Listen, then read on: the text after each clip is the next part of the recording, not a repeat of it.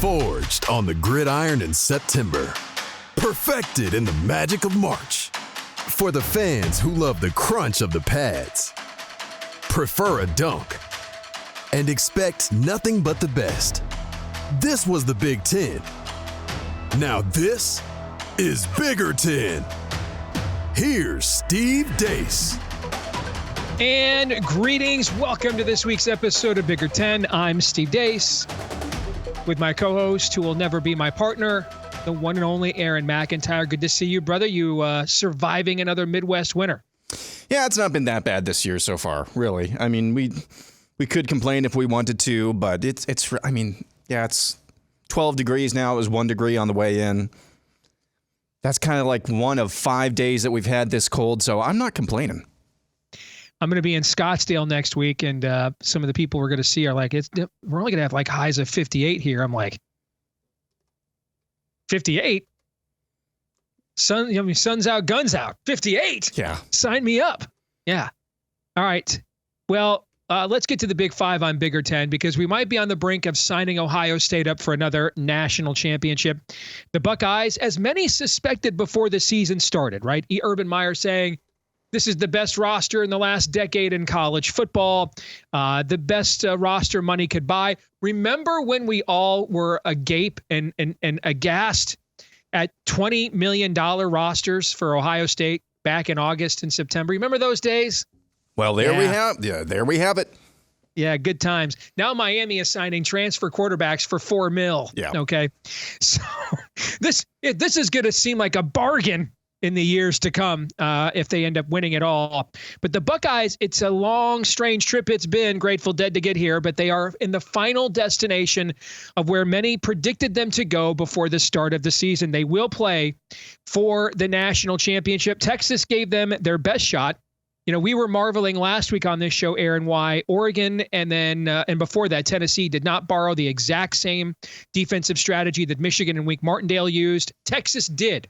And it got them into the fourth quarter. They were even first and goal on the one in order to tie the game. And that's when Jack Sawyer ended up making 2 downs later. One of the most legendary plays, the sack, the scoop, and the score.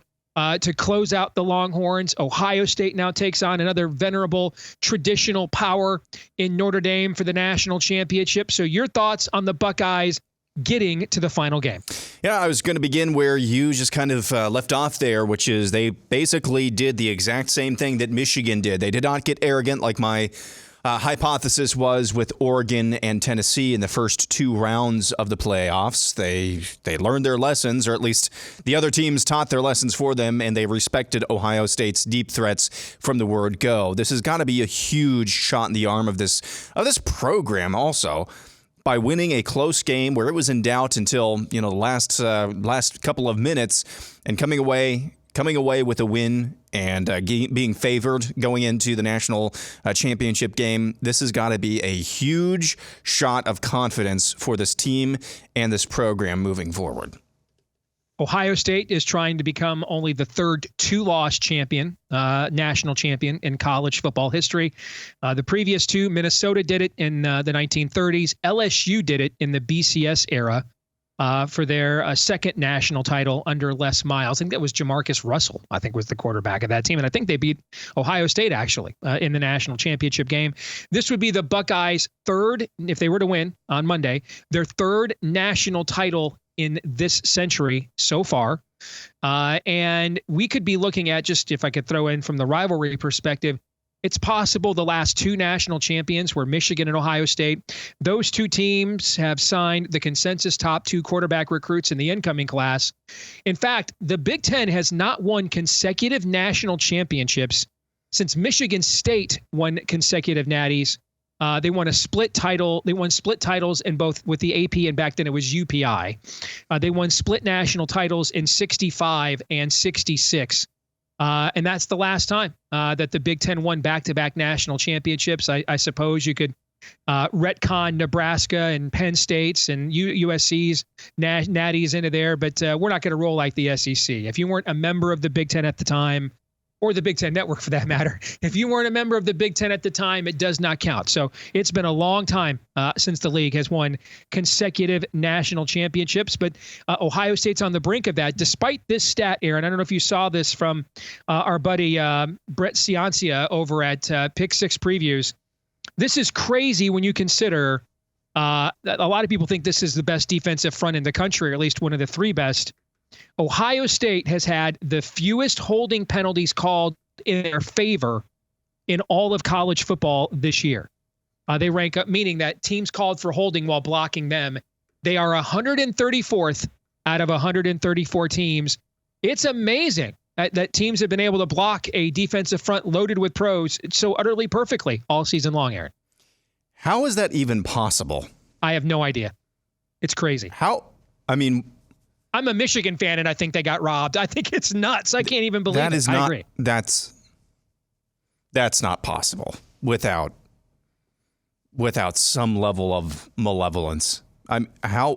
This is as you said, this is the best front probably in college football, and nobody got a holding. They never got a holding call against the offense for basically in crunch time. I don't buy that for 1 second. We're going to preview the game against Notre Dame here in a minute on the Big Five, but let's talk about the other Big Ten team that made the national semis for a second. An instant classic between Penn State and Notre Dame, even though the ratings were not good. And these are two of the biggest brands, two of the biggest fan bases, two of the largest alumni bodies. So that's not the issue. There's something structurally wrong with the playoff that we'll probably talk more about as we get into the offseason. But just looking at this game, it's the kind of game we've seen Penn State under James Franklin lose quite a bit. He is now 1-15, Aaron. 1-15 against teams ranked in the AP Top 5 while at Penn State. 1-15. They did get to 13 wins. No Penn State team had ever done that before. But this was a very winnable game. I mean, if I were to tell you before the game that Penn State's going to rush for over 200 yards against Notre Dame, you're telling me Penn State won that game. Going away. Unconditionally. Yeah. Going away, maybe. And not only did they not win it, they lost it. Drew Aller he took a major step forward this year in Andy Kotelnicki's offense, but he took a major step back in this game. He looked a lot like the Drew Aller that we saw last year. A lot of inaccurate throws, kind of a fitting, sad final play when they're trying to do the lateral play, and he gets it and he throws the ball in like the third row over everybody's head. I mean, I felt bad for the young man. He just picked the wrong day to have that kind of a bad day, when if he was even above average, let alone a 5-star recruit, Penn State is playing Ohio State for the national championship. But I don't want to be too hard on him right now, because this is systemic under James Franklin. I mean, they just don't win in these spots. And this was a very winnable game and moment for Penn State football. Indeed. And again, wrong day to have a bad day. But looking on the horizon, Penn State's going to bring back Aller, Singleton, Katron Allen. They're going to all be back next year. So again, not all is lost. This is not going to be your only opportunity, Penn State, to make the college football playoff. I mean, I would think somewhat perennially you're going to be in the conversation. You should be anyway. But again, it was just the wrong night to have a bad night. I really thought at multiple points in that game, this is the moment Penn State's going to pull away for good. And no, they just couldn't get out of their own ways. And it was mostly self-inflicted wounds from that position, the quarterback position. So feel for him.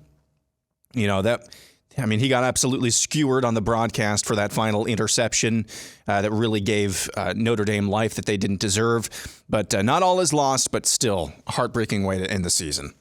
No doubt.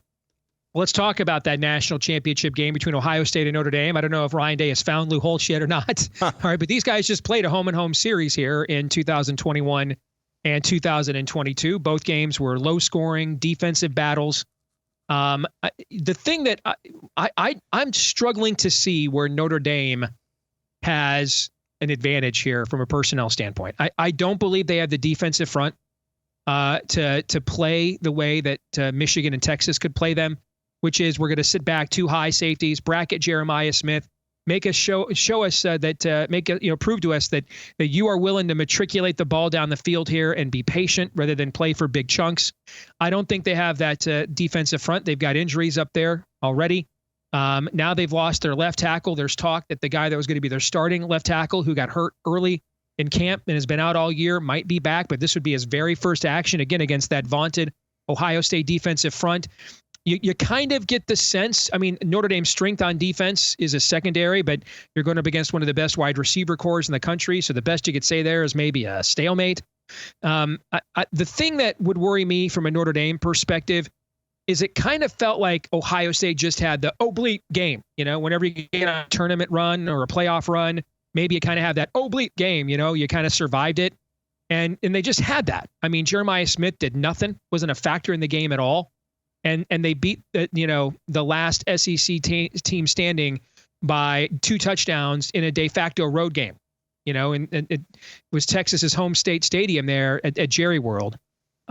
So I actually think that Ohio State, maybe it'll take a bit like it took Michigan a bit last year against Washington. But I think the score and the margin's going to look a little similar to what happened when Michigan was in the national championship game a year ago. I would lay the 8 with Ohio State, and I think maybe, Notre Dame is a team with a lot of moxie. They battle for a half, but I just think in the end, Ohio State wears them down, and this is going to be some like 31-17, 34-17, something like that. Yeah, my worry is, and I think they've learned their lesson, Ohio State. My worry is because of the way that Notre Dame wants to play, that Ohio State is going to try to prove something like they tried to prove against Michigan and not be aggressive. I hope they try to be aggressive the entire night through. I think that's going to be necessary for them to, again, try to feed Jeremiah Smith the ball. And if you can't get it to him, you've got other horses on the outside that you can absolutely feed. But they have to stay, or at least try to stay, aggressive because, again, we've seen this multiple times, although I do think it was a shot in the arm of confidence last week, what they did against Texas and winning a close game that really was a game offensively that they didn't want to play. But again, just try to stay aggressive the entire night through. I hope they don't try to get bogged down in trying to prove a point in just grinding teams to a pulp. You've got the tools on the outside to actually exploit any defense in the country. You got to keep trying to feed them the ball. We alluded to this. Let's get to topic 4. By the way, you have a prediction for the game? I gave you mine. I think Ohio State wins by 10-14. So similar to mine. Yeah. Okay. We alluded to this last week, but the numbers are final now. Big Ten teams went 6-1 against the SEC in the postseason, and if you throw in Notre Dame, it's 8-1. So, how do we explain this? Do you think? It's funny. You've got Dennis Dodd out there writing. I mean, what's going on here? It's 2 years in a row, first time in 20 years that we've had 2 years in a row that the SEC will not even have, an appearance in the national championship game, let alone a national title. And there's lots of other national people. Maybe they're trolling us, I don't know. It's possible, But a lot of people acting like, they're Sarah McLachlan and building a mystery here. Guys, the timing of this, I think, is pretty simple, Aaron. This is some Occam's razor kind of stuff to me. I mean, what happened 2 years ago? Everybody started paying players, Aaron. Okay. Yeah. And so when everybody starts paying players, suddenly, I mean, the SEC is still a great league, by the way, still a great league, still one of the best leagues, still might even be the best league. I don't know. It's entirely subjective. But the idea that they are a paradigm, they're playing a different paradigm, they're playing a different sport than everyone else. For a long time, they were. Now they're not. And everybody else is paying guys too. So I don't think it's a shock that they look pretty mortal. And it just seems to coincide at the exact same time that they're not the only major conference systemically compensating players to get them to go to school there. So let's pretend with this analogy that in central Iowa, which is where we're taping this right now, there is one internet service provider. They have a complete and total monopoly. Let's just pretend that that's Mediacom. Even though I love Mediacom, it's really expensive, but it works really well for us. Let's pretend that they have a complete and total monopoly on internet service in this area. Internet goes out one afternoon. I call customer support. They say, oh yeah, we'll get right on it. Because they're a monopoly, how is it more or less likely that they're actually going to be earnestly trying to find a solution to my problem? It's less likely because they don't really have to worry about losing my business because they're a monopoly. But now MetroNet comes in, and we've also got CenturyLink. Not a monopoly anymore. We've got fiber optic options as well. Are they more or less likely to attend to my concerns or needs or what have you? They're more likely because they have competition. For way too long, the SEC has had a monopoly on the best talent in this country because of what they were doing under the table. What do you think it's more or less similarly? Do you think it's more or less likely during that monopoly that coaches had to show their best stuff all year round? Less likely because they had the monopoly on talent. I think this is just as much of a coaching issue as it is a talent issue. Because those coaches for a long time really, with Nick Saban notwithstanding, because I think he really brought it each season that he was there. But these coaches in the SEC really have not had to show their best stuff. They really haven't had to be the best coaches that they could be because they could always just fall back on talent. So I think just as much as paying players has something to do with this, I don't think it's a non-zero factor that coaching has as much to do with what we saw this year. And this trend, again, it's a coincidence now. It's just a 2-year trend, so it's not really a trend at all. It's just a coincidence. I think my hypothesis is coaching has something to do with what we're seeing or what we think we're seeing here between the SEC and the rest of college football. And it should be noted, Nick Saban got the hell out of Dodge. Yeah. As soon as the paradigm shifted and there was no longer a black market exclusively reserved for SEC boosters and a couple of, straggler teams that around the country every now and then would try to get in on that action and compete. That brings us to our final topic here on the Big Five and Bigger Ten. And of course, I've always found the SEC stuff bewildering. I don't understand why a Mississippi State fan cares that Alabama won the Natty or that Kentucky made another Final Four, but that is kind of part of the subculture down there. I'm curious, and we're going to have our X poll results about this later in the show, Aaron. Are Big Ten fans like SEC fans and actively rooting for other Big Ten teams to do well nationally as part of, conference pride and identity? I used to be a big Big Ten guy until we had the Rich Rod era and everybody really enjoyed us sucking. And that kind of took away my Big Ten identity for a few years. Then we started this show and I realized, well, if it's going to be good, I got to get back to, wanting what's best for the Big Ten. There were like 3 weeks last year when the entire league tried to cancel our football season and I hated the rest of the league again. But I got rid of that once we won the Natty. We got our we got what we deserved. So I'm good. Account's been settled. So I'm kind of back to, rooting for the Big Ten as a general rule. Otherwise, I wouldn't be doing this show anymore. But where not only do you stand, where do you think most Big Ten fans stand? Yeah, I can't speak for everybody individually, but I'll just tell you my motivation. Well, there's a couple of twofold motivations. Everybody should have the motivation in the postseason when it comes to the college football playoff. You're rooting for the Big Ten because there's now a direct incentive for the Big Ten winning it all. Is that I don't know how many millions of dollars it is. Not as much as Notre Dame would get if they win the national championship, but I think there's revenue that Ohio State splits with the rest of the league if they win the big game. Right. So yeah, $20 million. $20 million. That's not ways. Nothing. So there's incentive there to cheer for the Big Ten whenever they are making a run through the college football playoff. For me personally, the reason why I wanted to see an Ohio State versus Penn State Big Ten matchup, and I alluded to this last week, is just to shut the SEC up. Shut the SEC up. I'm tired of this narrative. And again, you said it overtly earlier. Maybe they are the best league.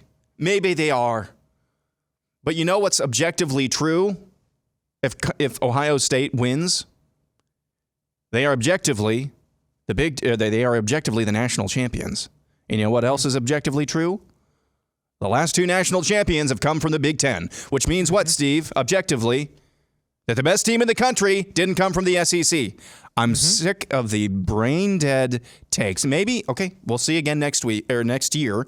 Maybe you'll be right again. Maybe the SEC will just be heads and shoulders above everybody else. But I'm just sick of the brain-dead takes because, we're trying to pretend like Selection Sunday, whatever that was, didn't happen. And everybody's just saying, Indiana doesn't deserve to be in there. XYZ doesn't deserve to be in there. Lane Kiffin, I haven't heard from him recently. other than talking only about... two teams Indiana lost to, by the way, who's playing for the national championship. Correct. So, again, I'm just sick of the narrative. I want this to be over with, although I know, and you probably do too, it's never going away.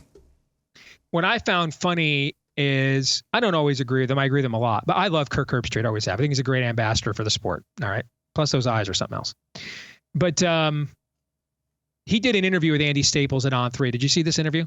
Yeah, I think we talked about this last week. Oh, did we? Yeah. Okay. And Staples asked him, and I'm a big Andy Staples guy too, but Staples asked him, whether the ESPN's in the tank for their corporate partner, the SEC. And he's like, man, we got Notre Dame, we got Texas, or we got Penn State, we got Ohio State. The only thing Michigan is missing is Michigan or USC. I mean, that's tacit admission. That's right. We did talk about it. It's tacit admission that the Big Ten. Yeah, why did he say, the only thing we're missing is Mississippi State and Vanderbilt?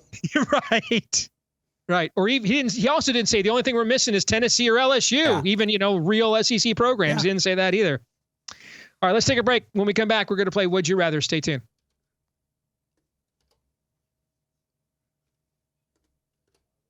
All right, let's play our weekly game of Would You Rather. Aaron, I'll start with this one for you. Would you rather do an anger management class with Mick Cronin or Fran McCaffrey? Now, Fran McCaffrey, his outbursts at officials are either infamous or legendary, depending on your perspective on them at any given moment. But for the most part, it seems like his players have adored him. Maybe the league's officials don't. Maybe Iowa fans in the month of March don't. I mean, Iowa hasn't been to the second round of the NCAA tournament in the 21st century. But for the most part, it seems like his players have enjoyed. I don't remember him ever throwing his players under the bus. Like he has lost his bowels numerous times. I mean, my favorite is the official he just sat there and stared at once during the entire TV timeout. And then they came back from 20 points down with like four minutes left. The players responded to that, right? So Mick Cronin's like, Bob Knight ain't got nothing on me. Like imagine I'm going to go full Bob Knight like it's 40 years ago, but without winning a national championship, let alone multiple ones that give me the street cred to do it, right? And with a bunch of guys that I just brought in this year via the transfer portal that only came here because I paid them. That was one of that might be the worst outburst by a coach I've ever seen after Michigan beat them. He literally said, everyone, the coaches, all the players, they're all soft except for him. And he's like 5'5" and $125. Well, sometimes you think, okay, I mean, are we just kind of wimpy nowadays? Because let's be honest, Aaron, we are kind of wimpy nowadays. Okay. But let's see how the players respond. Well, here's how they've responded, Aaron. They've lost another 3 in a row, including a couple double-digit losses. So I'm not sure these two outbursts are quite the same, but which one would you rather have to coach in an anger management class? So being an Iowa fan, I've been able to see Fran McCaffrey up close for over a decade now. That's crazy. But he has gotten better. Now, he still has his outbursts every now and then, but it's not like every night like it used to be.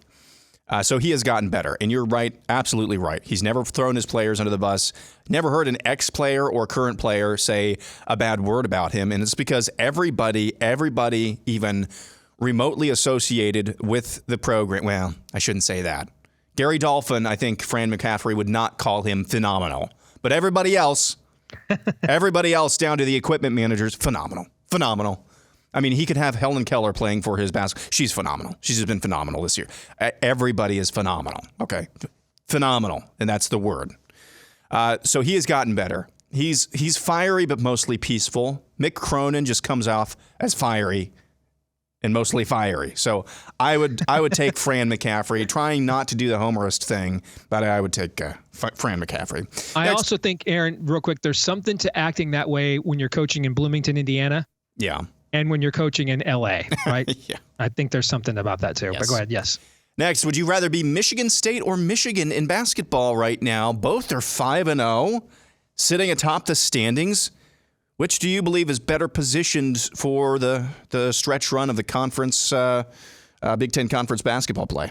So I didn't know you were going to ask this. And after we played Washington on Sunday, just for fun, I wanted to answer this question for myself, right?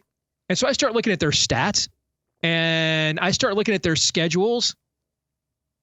And I'm like, dude, I had them. I mean, I thought they were going to finish with the exact same record. They play twice, home and away. I don't know. I mean, Tom Izzo's maybe on the Mount Rushmore Big Ten basketball coaches. If not, he's Rushmore adjacent. Fair? Yeah. Okay. I also think Michigan running the 2 7-footers pick and roll is unlike anything that's been seen in college basketball ever. It's just a damn near impossible matchup. I wouldn't know how you defend it. You just got to hope that they just shoot poorly at night. So you have a all-time coach who's done this before. You've got a very unique lineup that is very difficult to prepare for in practice. Most teams don't have one mobile 7-footer, let alone another one that can literally play point guard. I don't know. Their schedules are very similar. Their stats are very similar.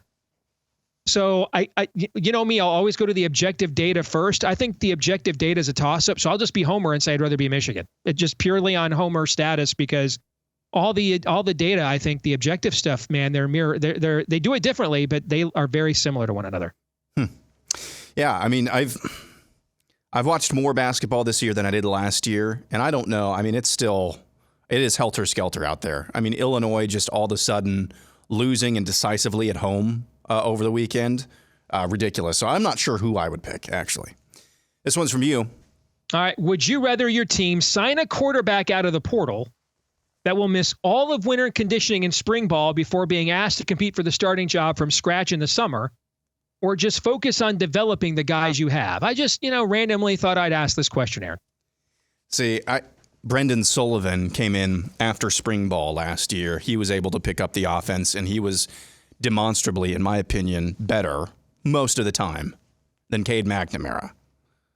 So I think Gronowski is probably a better quarterback than Brendan Sullivan. So I wish this wasn't the case. I wish he was, going to be able to do all the winter conditioning, go through all the spring practice. I wish that were the case. I'm still really optimistic about this guy, even though he's going to miss some time on the field. Still really optimistic about him. And so, why not both? You're making me choose between one or the other. Just for the sake of argument, I'm going to say I still want him to compete, even missing all of this time. Because, I've never been more excited for a transfer than I am with this Gronowski kid. All right, finally, this one's for you. Would you rather be Michigan or Penn State heading into this offseason, talking about football? Trying to put on your most objective hat as possible. I would rather be Michigan, and here's why. I already know I have a head coach that can win big games. He's beaten Ohio State twice. He beat Penn State last year, just beat Alabama. The thing, if you're Penn State, I was listening to a national show on Sirius XM, driving home, getting ready for us to tape this episode. And I'm trying to remember who the co-host was, but he's a former college football player. And he said, I know they won 13 games and this time got into the playoff and the national semifinals, but I feel the exact same way about Penn State as a football program as I did going into the season. I don't think anything's different than what I've seen the last 5 years. Go back to what Jerry DiNardo said during summer camp tour. Do you remember this? Yes. He said, This looks like every Penn State team we've ever seen. Well, by the end of the year, it did. It looked like every Penn State team we've ever seen under James Franklin without Saquon Barkley on the roster. They struggled to beat the teams in or above them in peer group. They dominated everybody else. It's just that this year the schedule worked out that they got to play more of those everybody else's than anybody else did. They got to play everybody else in the early rounds of the playoff as well. If you're a Penn State fan, especially given the way you lost that with Drew Aller kind of reverting back to, like he lost a year of development in the biggest game of the season. I don't know how you still wouldn't feel like you're still in the same lukewarm hell that you were in before. You didn't beat Ohio State. You didn't win the Big Ten. You didn't beat a top 5 team. You didn't beat a ranked team on the road. I don't know how you wouldn't feel like all the same narratives are still there, where I think Michigan has destroyed some narratives. They won multiple championships in a row in the Big Ten. They won an Addy. They just got the second biggest bowl upset in the history of college football bowl games. They just pulled the biggest upset in the history of the Michigan-Ohio State game. They just signed the top-rated quarterback recruit, according to 24/7, since Trevor Lawrence. I just think if I'm I am a Michigan fan. I feel like there's still growth there. And if I'm a Penn State fan in this offseason, I'm wondering, is there still growth there? That's a good point.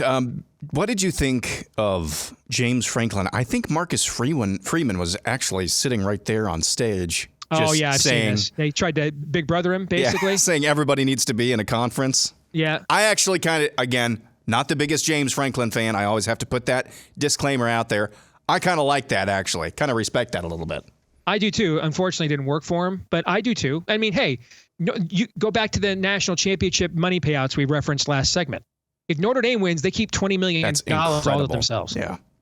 If Ohio State wins, they're splitting $20 million 18 ways.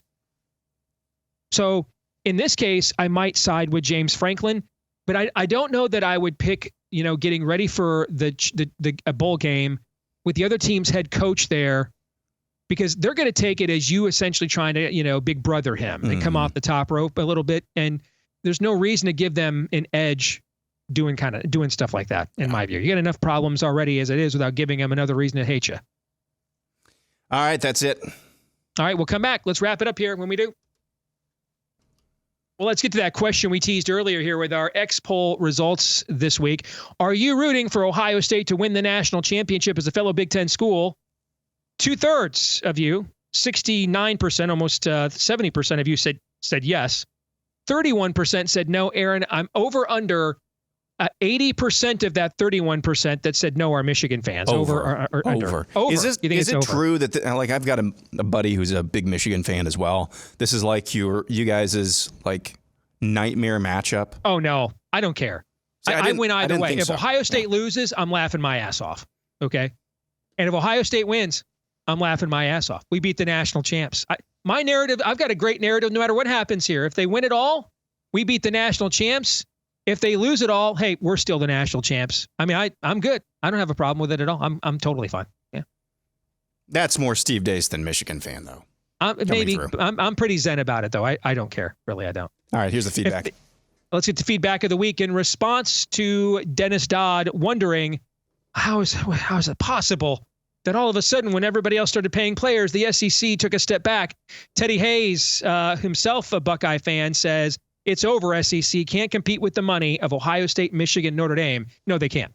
Yeah. Throw in a USC, which is another private school with a massive Notre Dame style of endowment. If they ever figure out how to use that there, they do not have the revenue down there. And I started talking about this months ago here. And it's just a different, because I see it politically. A lot of the same sources that the SEC gets its money from is where the political right, where I work full time, we get our money from. Yeah.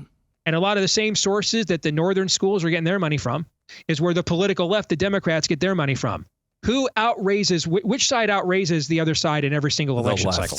The left. Yeah. There's way more money in these northern land grant alumni bases than there is in these southern alumni bases. And that's why you're going to see the SEC want to argue heavily now for booster control, hoping that the Big Ten will stupidly sign on to that so that then its boosters can go back to breaking the rules under the table all over again. Big Ten should never agree to any of that anymore in the future.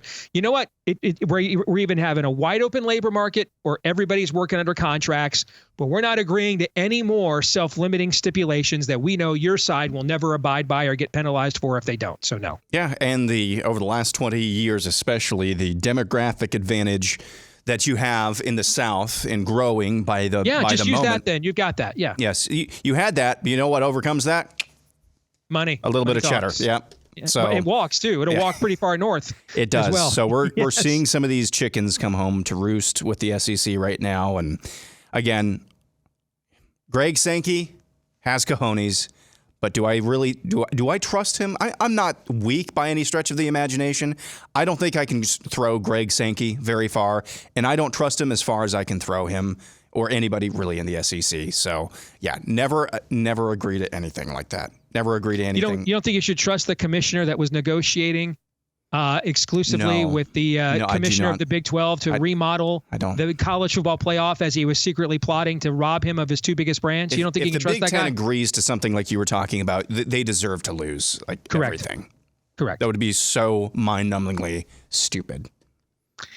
All right, that'll do it for this week's episode of Bigger 10. Don't forget to like, rate, subscribe, share, 5-star review, do all those things. Comment here as well, whether you're watching on YouTube, listening on iTunes, or elsewhere, because it helps us to find more Big Ten sports fans just like all y'all, and we are appreciative for each and every one of you.